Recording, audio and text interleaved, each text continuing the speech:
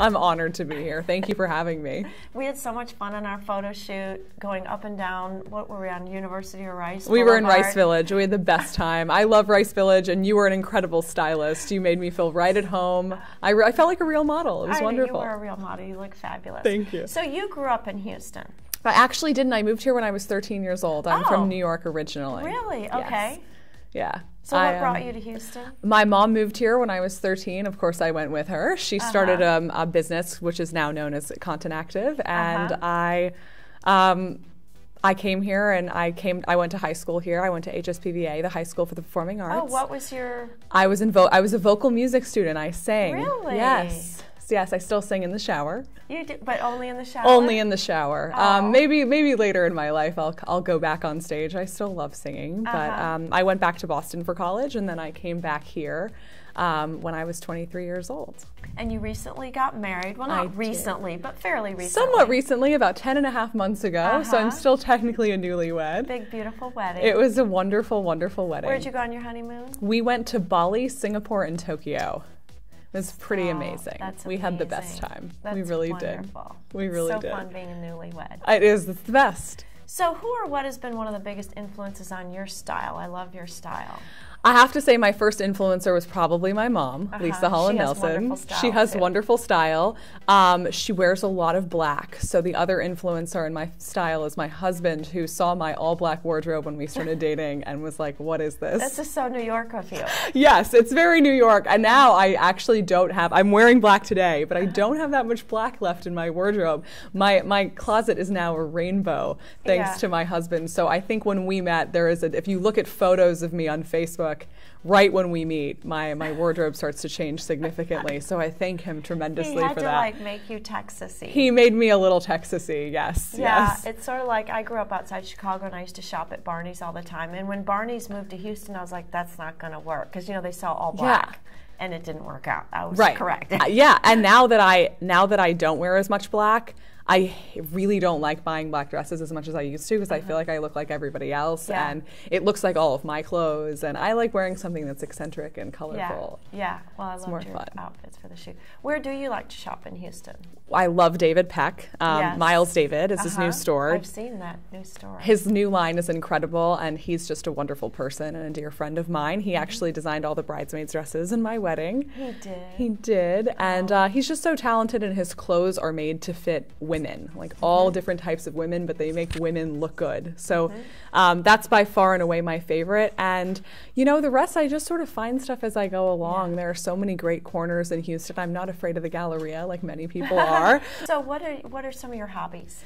What are some of my hobbies? Well, I'm a writer. I do a lot of writing. I have kept a blog, and I plan on continuing to pursue blogging.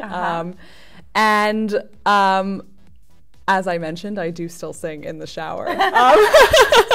I would say my hobbies now are kind of a little bit more limited to maybe walking my dog and anything related to my dog. Remember I ran into you when we were on the rice path? You were walking your dog. I'm always walking my dog. And I never told you this. I was on technically a first date, but that's another story. You're kidding. I'll tell you later. I had no idea. It's crazy. That's so funny. It was with a guy who's a runner, so I was like. Well, I am not a runner, so that's my only exercise is really walking Hampton. I'm meeting a runner on a rice path, and I don't run at all. Anyway, that's a whole other story. That's so funny. But yeah, I saw you out walking your dog. Yeah, so I do that. I have a very budding passion for graphic design and photography. I do a lot of it on my own, and I got Photoshop on my computer again several months ago, and it's like if I could just do something all day, that would be it. Well, I'm sensing a future blogger here. So, right.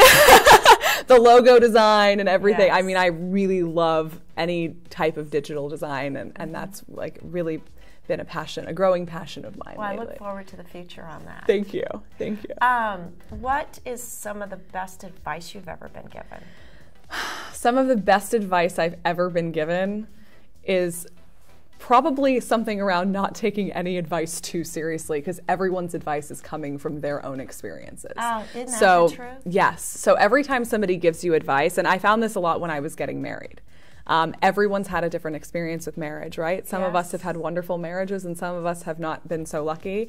And everyone has taken something away from that, a different story. So some people who've gotten divorced have come out of it and they still believe that love will happen again, and other people are just, sworn it off. And so people came up to me with their experiences. They didn't even ask me about my relationship or my husband. They didn't know anything about me, and they were so quick to say, make sure that you do this and make sure you save your money and make sure, and all this advice. And I had to, after a while, remember that that's great and I can take that with a grain of salt, but everyone's story, everyone's advice is coming from their own experience. That's so true. It's sort of like when you tell someone anything. Yeah.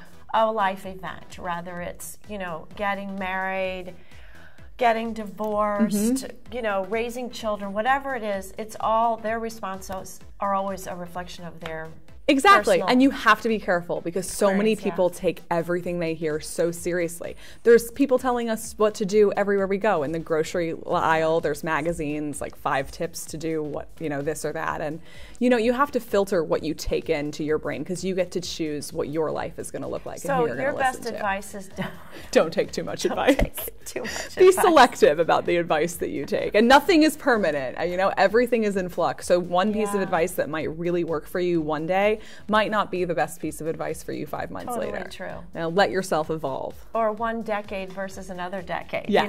That'd be great this decade, but it wouldn't work Last decade or next decade. Exactly. Right. Yeah. Right. So tell us something humorous about yourself.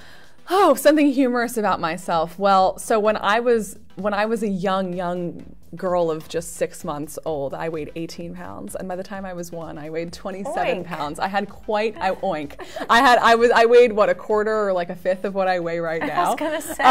And there's this photo of me sitting in front of the trick or treat, the candy bowl at Halloween in a pumpkin costume, like stuffing an almond joy in my mouth. And you were an infant? I was 11 months old in that picture, and I have 3 chins and like 5 rolls on each thigh. I was gigantic, and it's funny because that weight fell off quite quickly, but in many ways I still really resonate with that girl. So you're still like a fat baby I am at heart. Like I really understand. Like inside, I've never felt like this very dainty, beautiful, put together woman. But you are. You are. Thank you. But I really relate to a lot of people. I think it's part of what makes me relatable is that my husband and I are both pretty big election and news junkies. He is running for office. He's running for state representative of our district, 134. Wow.